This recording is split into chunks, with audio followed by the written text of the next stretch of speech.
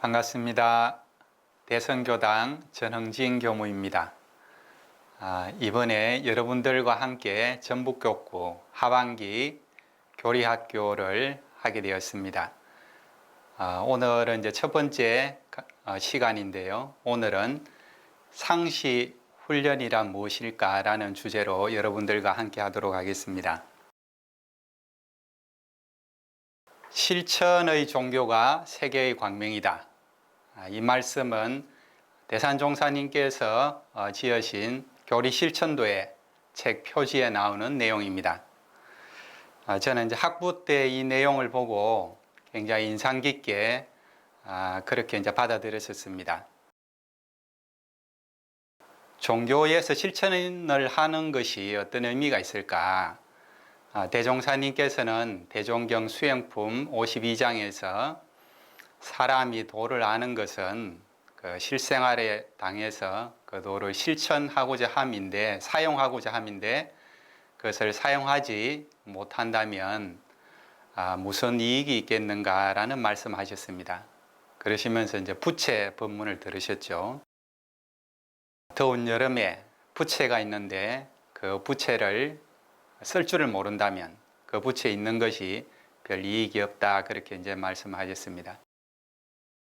우리가 이제 원불교 교법을 사용을 하는 것, 이것이 이제 마음 공부라고 할 수 있죠. 실생활에서 하는 마음 공부라고 할 수 있는데, 마음 공부를 하는 이유는 결국은 이제 고를 낙으로 변화시키고자 함입니다. 모든 종교가 이제 마찬가지죠. 모든 종교가에서 천국을 얘기를 하고 극락을 얘기를 하고 낙원을 얘기를 하는데, 그런 천국과 극락과 그리고 낙원이라는 것은 교법을 실천을 할 때 그렇게 와지는 것이라고 볼 수 있습니다. 그래서 우리가 마음 공부를 하는 것도 괴로운 생활을 즐거운 생활로, 불행한 생활을 행복한 생활로 만들기 위함입니다. 그럴 때 그것이 진정 의미가 있다고 이제 그렇게 볼 수 있죠. 우리 원불교에서 그러면은 그 마음 공부를 1분 1각도 잠시도 떠나지 않고 할 수 있는 그 길이 무엇인가? 그래서 이제 대종사님께서 훈련법으로 밝혀 주셨습니다. 훈련법에는 이제 정기 훈련과 상시 훈련이 있습니다. 대종사님 초창기에는 이 정기 훈련과 상시 훈련이 1년에 각각 6개월씩 그렇게 진행이 됐습니다. 그 당시에는 시대가 농경 사회였기 때문에 정기 훈련이 이제 농한기를 이용해서 여름에 3개월, 겨울에 3개월, 그렇게 6개월이 진행이 되고, 나머지 봄과 가을에는 상시 훈련이 이제 그렇게 진행이 됐죠. 그런데 현재는 농경 사회가 아니고 4차 산업 사회입니다. 4차 산업 사회에서는 그렇게 농경 사회처럼 농한기가 3개월씩 존재를 하지를 않죠. 그래서 현재 정기 훈련은 굉장히 많이 이제 축소가 됐습니다. 상대적으로 이제 상시 훈련이 많이 이제 늘어나게 됐죠. 현재 이제 출가의 같은 경우에는 정기 훈련이 1년에 7일을 진행을 하고 있습니다. 재가는 2일을 진행을 하죠. 1년이 365일이니까 그래서 나머지 기간, 출가의 같은 경우에는 358일이 상시 훈련이 되고, 재가의 같은 경우에는 363일이 상시 훈련이 됩니다. 상시 훈련의 비중이 이제 커지면서 상시 훈련이 중요한 그런 시대에 살고 있습니다. 우리가 괴로운 생활을 즐거운 생활로, 불행한 생활을 행복한 생활로 이제 바꾸려고 하면 이 상시 훈련을 얼마나 잘해야 되는가, 여기에 이제 달려 있다고 볼 수 있죠. 그래서 상시 훈련을 체질화하는 것, 상시 훈련이 내 생활 속에서 하루 일과가 돼서 녹아나는 것이 굉장히 중요한 이제 그런 시대가 됐습니다. 그래서 이제 이번에 교리학교에서 이제 상시 훈련의 체질화라는 큰 주제로 이제 진행을 하게 됐습니다. 상시 훈련은 상시형용 주의사항과 교당량시 주의사항으로 구성이 되어 있습니다. 대종사님께서는 대종경 변의품 26장에서 상시응용 주의사항은 유무식, 남녀노소, 선악귀천을 막론하고 인간 생활을 하여 가면서도 상시로 공부할 수 있는 빠른 법이라고 밝혀주었습니다. 그리고 교당량시 주의사항은 상시응용 주의사항의 길을 도와주고 알려주는 법이라고 하셨습니다. 긴 상시 기간 동안은 상시로 공부할 수 있는 빠른 법이 무엇이냐? 그것은 상시훈련법 중에 상시응용 주의사항이고, 교당량시 주의사항은 그러한 상시응용 주의사항의 길을 도와주고 알려주는 법이다. 주체가 되는 것은 상시응용 주의사항이다. 이제 그렇게 볼 수가 있죠. 그러면 그 상시훈련에서 그 상시응용 주의사항에 대해서 구체적으로 한번 알아보도록 하겠습니다. 상시응용 주의사항은 전체 6조로 구성이 되어 있습니다. 1조는 응용하는 데 온전한 생각으로 치사하기를 주의할 것이요. 2조는 응용하기 전에 응용의 형세를 보아 미리 연마하기를 주의할 것이요. 2조는 이제 미리 연마에 대한 그런 이제 내용이죠. 3조는 노는 시간이 있고 보면 경전법규 연습하기를 주의할 것이옵니다. 경전법규 연습에 대한 내용입니다. 4조는 경전법규 연습하기를 대강 마친 사람은 어두연마하기를 주의할 것이옵니다. 어두연마에 대한 내용입니다. 5조는 석반 후 살림에 대한 일이 있으면 다 마치고 잠자기 전 남은 시간이나 또는 새벽에 정신을 수양하기 위하여 염불과 자선하기를 주의할 것이옵니다. 저녁에 잠자기 전 남은 시간이나 새벽에 일어나서 염불과 자선을 하는 내용입니다. 6조는 모든 일을 처리한 뒤에 그 처리건을 생각하여 보되 하자는 조목과 말자는 조목에 실행이 되었는가 못 되었는가 대조하기를 주의할 것입니다. 저녁에 이제 실행 대조를 하는 거죠. 이러한 상시응용 주의사항 6조가 어떤 특징이 있는가 한번 살펴보겠습니다. 상시응용 주의사항의 제일 큰 중요한 특징 첫 번째는 사막병진이라는 것입니다. 상시응용 주의사항은 사막을 병진하는 공부다. 대종경 변의품 26장에서 대종사님께서 그렇게 말씀하셨어요. 상시응용 주의사항은 사막을 분해해 놓은 것이다. 그렇게 이제 말씀하셨습니다. 그래서 이제 5조 잠자기 전 남은 시간이나 새벽에 염불과 자선하는 그런 내용은 정신을 수양하는 그런 시간이다. 그렇게 이제 말씀해 주시고, 2조 응용하기 전에 응용의 형세를 보아 미리 연마하는 내용, 3조 노는 시간이 있고 보면 경전법규 연습하기를 주의하는 내용, 4조 어두연마하기를 주의하는 내용은 다 사리연구를 공부하는 그런 방법이다. 그렇게 이제 말씀해 주셨습니다. 그리고 1조 온전한 생각으로 경계를 당해서 이제 치사를 하는 것은 작업치사 내용입니다.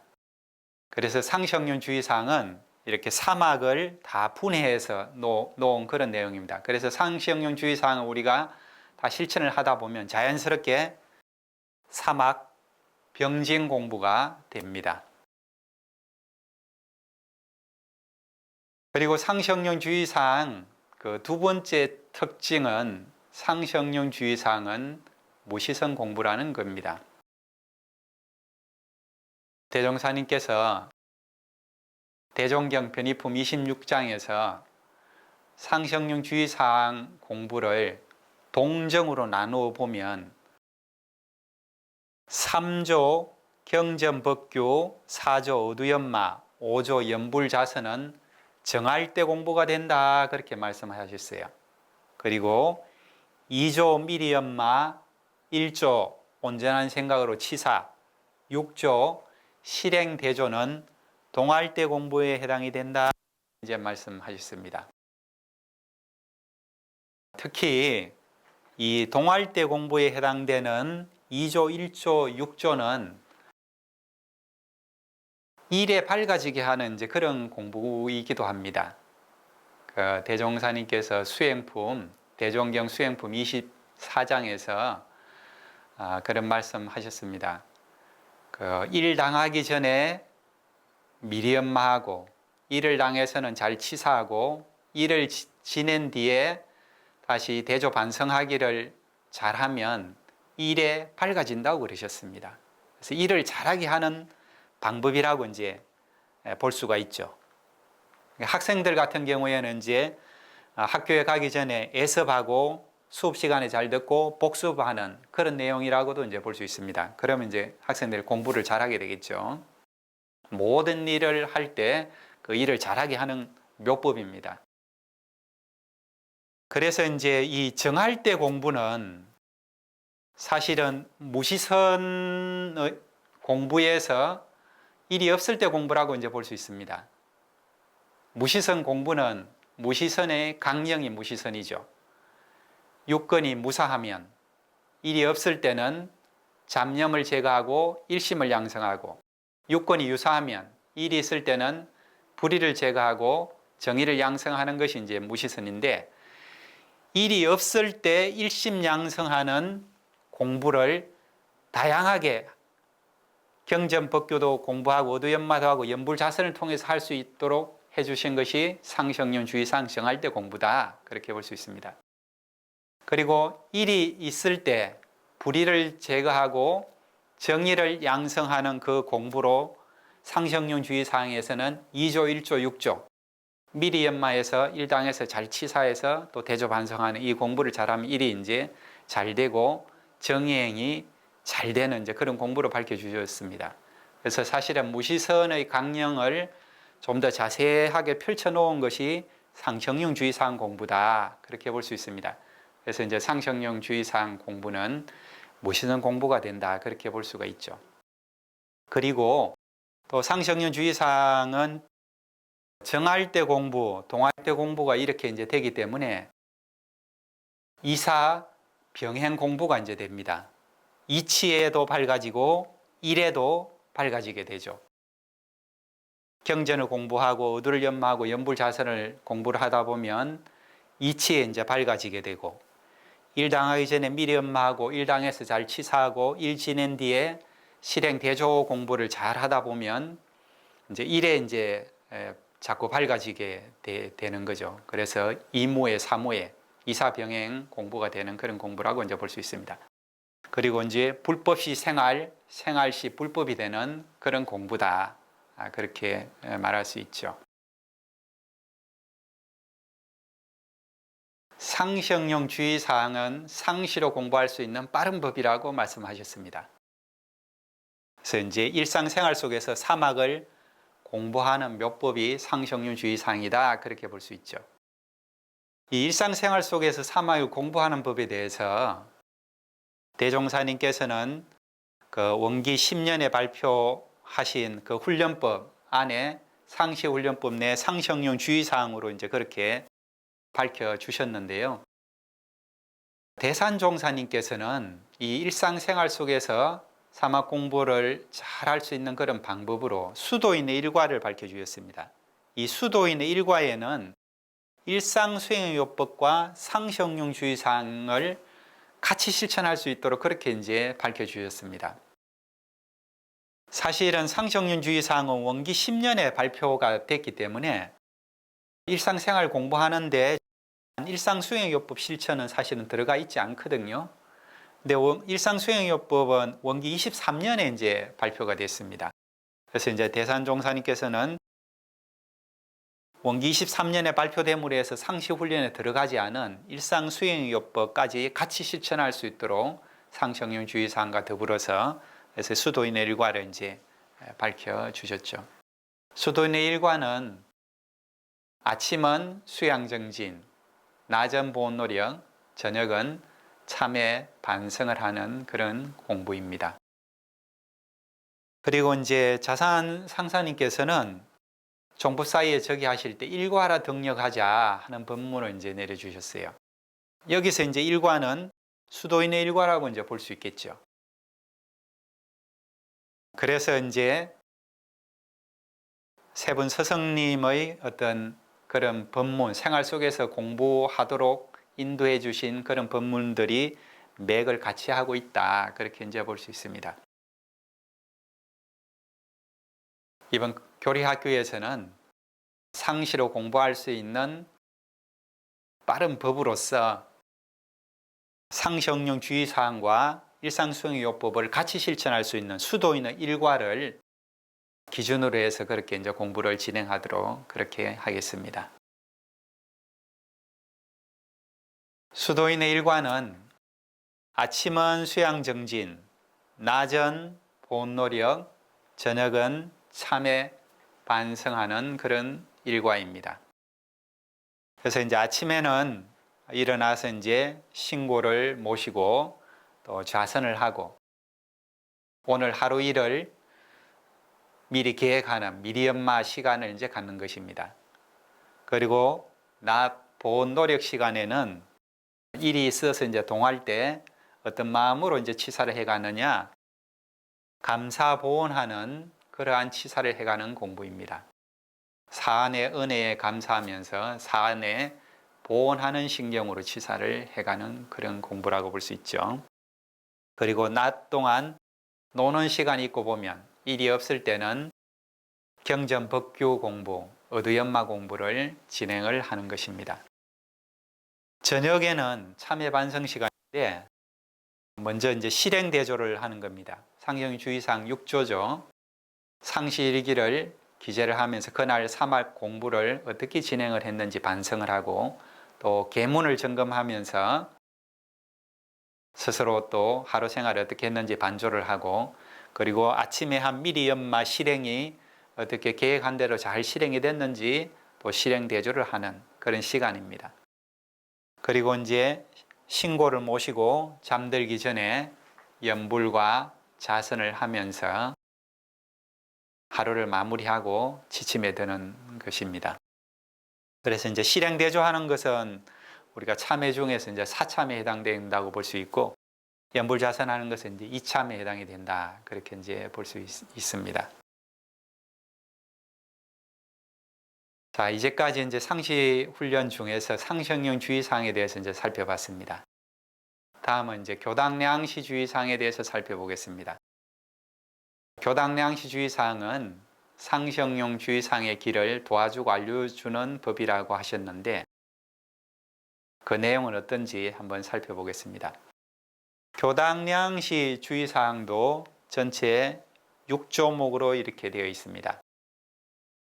1조는 상시형용 주의사항으로 공부하는 중 어느 때든지 교당에 오고 보면 그 지낸 일을 일일이 문답하는 데 주의할 것이요입니다. 상시형용 주의사항으로 공부한 바를 교당에 와서 지도인에게 문답하는 그런 내용입니다. 2조는 어떠한 사항에 감각된 일이 있고 보면 그 감각된 바를 보고하여 지도인의 감정 얻기를 주의할 것이오입니다. 내가 어떤 깨달은 바가 있으면 그 감각된 바를 지도인에게 이제 보고해서 감정을 얻는 거죠. 그 감각이 바른지 그런지를 그렇게 감정받는 겁니다. 3조는 어떠한 사항에 특별히 의심나는 일이 있고 보면 그 의심된 바를 제출하여 지도인에게 해오기를 주의할 것이오입니다. 상시형 주의사항으로 공부하다가 특별히 의심나는 일이 생길 수가 있잖아요. 그럴 때는 지도인에게 그 의심된 바를 질문을 해서 해답을 듣게 하는 것입니다. 그것이 이제 해오를 얻는 그런 공부라고 이제 볼 수 있죠.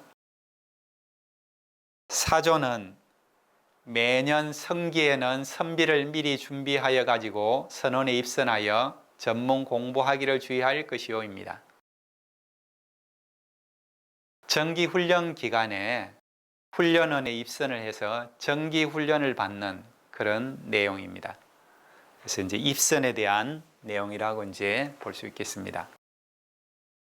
오조는 매 애회날에는 모든 일을 미리 체결하여 놓고 그날은 교당에 와서 공부에만 전심하기를 주의할 것이오입니다. 애회, 법회가 있는 날이죠.